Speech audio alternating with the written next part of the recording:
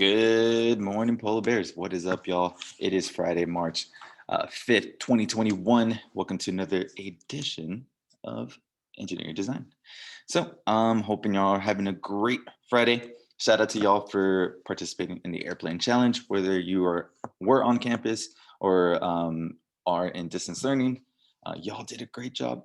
I know there's some fifth grade classes that I haven't got into. I'm still working through that, so don't fret, don't worry. If you are on campus and I've already gone to your class, but you weren't able to test out your airplane, you can still send me a video. So send me one to my email, just testing out your airplane, just so I know you at least threw it once. Again, I know there's still some classes I've been gone to. Don't worry about that. I will be going to that as soon as I can. Okay. So for our next challenge, you will need more foil paper, which we use for our first challenge, and some pennies. Okay, so again, we're gonna need foil paper and pennies. You can start maybe guessing what we're gonna do. That's perfectly fine. When are you gonna need it? March is full of surprises. We have a lot of breaks in March. I think it's gonna be the second week of April. So you have a couple weeks, you have about a month in order to get this stuff together. That's all you need is one roll of foil paper and pennies. Again, the second week of April is when you need it. Okay, I want you to put yourself in this position. I love this GIF here. We're just walking through a street, walking through New York, walking through a big city. Picture all the things that there has to be in there. There has to be apartments, there has to be stores, maybe a movie theater, maybe a game room or an arcade of some sort. Maybe there's a city that you've gone to that you just really enjoyed. Well, yes. For the next two lessons, we are going to be talking about cities. Now, what is a city? Right, you might guess, well, a city is not the first thing humans build. Right? First off, it probably starts like a little neighborhood, a little town. And as it gets more people, as it grows bigger, then it becomes a city. We start building these high buildings in order to try to fit more people. So again, a city is a large human settlement. Large. Focus on that word large. It serves as a center of population. A lot of people are in there. Commerce, you buy things, you sell things, and culture. You can listen to music, you can look at art, you can go watch a movie. And just think about, as you're thinking of cities, you will be building or designing a city of your own. Not today, but we got to learn, okay, what does a city planner do? What do they think about? Well, first off, the living portion. Where do people live? Where do they live? What types of houses do they use? What types of houses are they in? We'll discuss that more later. Where do they work? What are their jobs? Where do students go to school? Traveling, how do you get around the neighborhood? Are you using bikes a lot? Are you able to walk? In my neighborhood, you could walk, but in the neighborhood I lived before this one, I couldn't. I had to use a car. Can you use bikes? How can you get around? And lastly, this is the fun part. How do you have fun? Is there parks? Is there stadiums? Is there a museum that you can go to? So first off, what is land use? Right? We like to think maybe you see a neighborhood, you see some shops go up, and you think, well, where does somebody decide to put this? Right? You might just think, well, that was just a good spot. Boom, they're going to put it there. They're going to put it there. Each city kind of sections off some land, and they specialize. So they say, hey, this land is for neighborhoods only. This land is for shops only. So this is how a city starts basically describing what land use or designating what land use is or what that land is going to be used for. There are 5 zones of land use that we're going to talk about: residential, commercial, industrial, institutional, and then open space. So our first one, residential land use, and I'm going to move my face right there. Cool. This is where people live. It's based on how many people live there. How many people live there in this area is called your residential density. So a low density is single family homes and duplexes. So your neighborhoods, only one family lives in each house.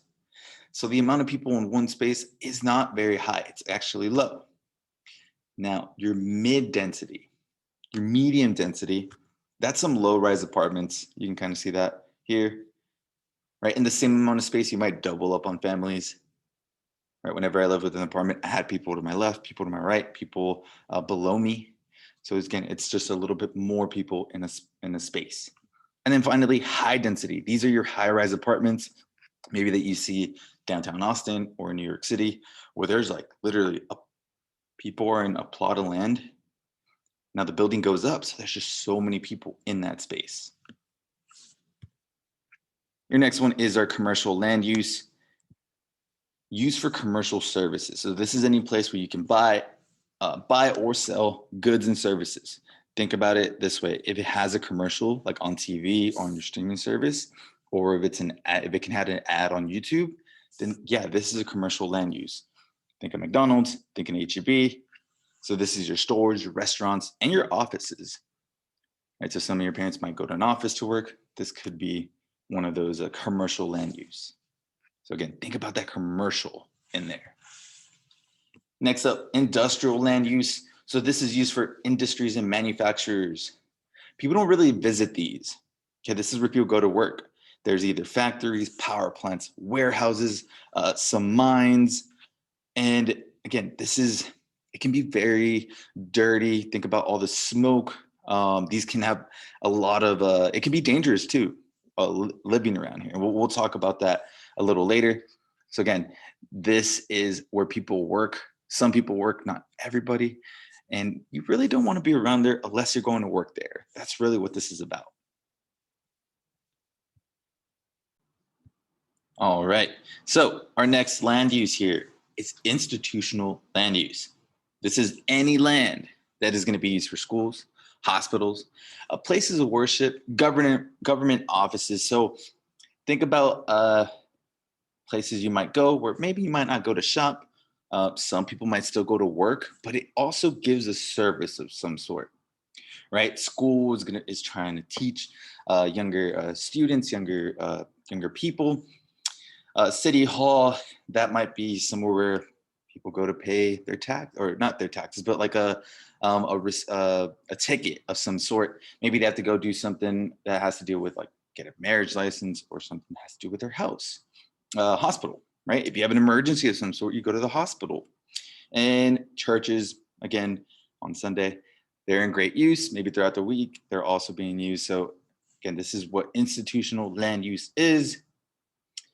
Last but not least, open space land use. And just like the name says, this is really for any open place, right? It's left in its natural state, kind of like this bottom picture, right? It's a lake. You can consider it like a forest or woods area, a wooded area, or any state or any land, excuse me, that is basically made for recreational use. You could have a little bit of like a theme park, or maybe just a regular park, a playground of some sort.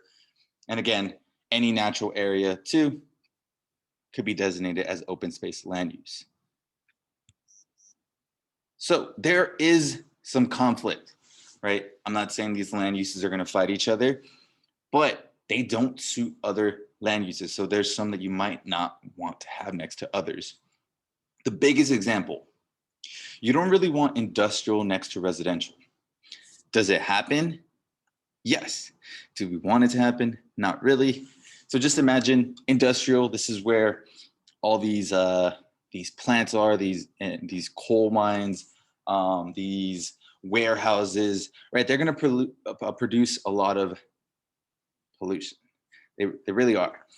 Residential is where people live. People don't want to be near all these warehouses, all these power plants, right? They don't want to be around all that pollution.